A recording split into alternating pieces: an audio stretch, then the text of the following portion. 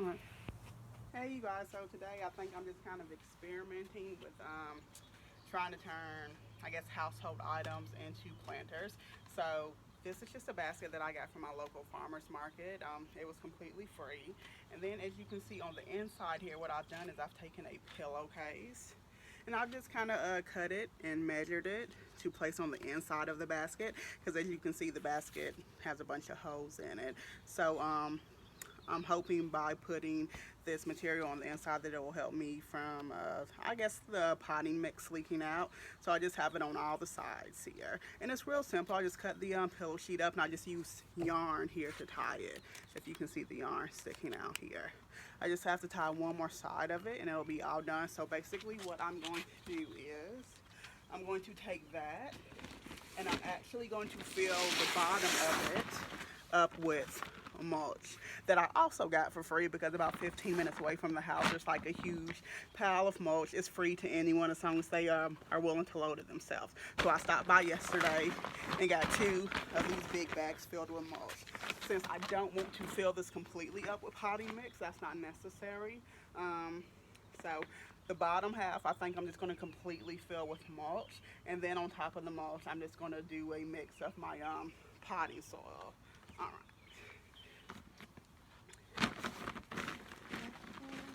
So let's go ahead and get started. Like I said, I have 2 big bags, so hopefully that's enough to at least do 1 container. And if not, I'll just go back by and get me some more because there's plenty. I'm going to see that if this works. I have 2 more containers like this, but before I go through and get all of them ready, I'm just going to try out this first one to make sure that it's actually not too porous and that I'm not losing too much of the water when I do come to water my plants.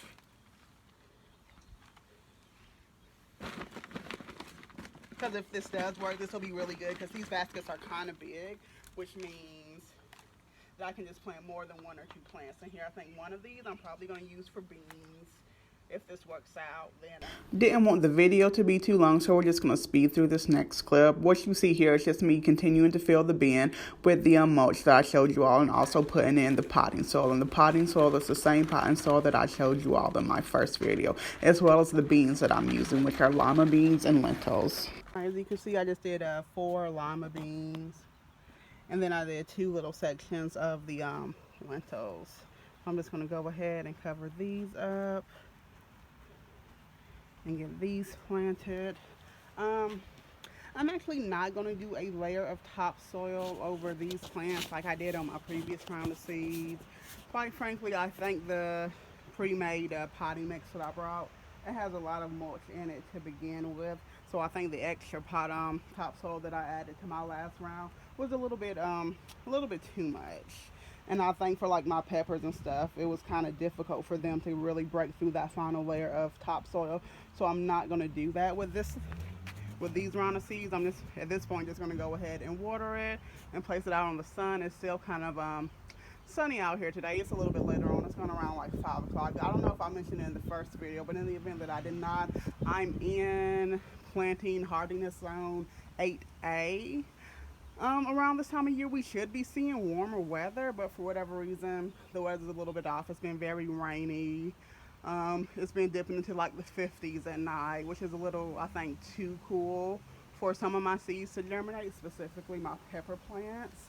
But I guess while we're out here, before I go ahead and water that, a quick update on everything else that I had already growing. These are the lettuce seeds I showed you the first time around. I planted some in the second container right here. Those are starting to grow. I'm probably just going to throw a few more seeds in there since I have a lot of room there. This is one of those pepper plants with jalapenos, and I'm still waiting on, even after we planted. Now, I don't know if you can see, I actually put some worm castings on top of these.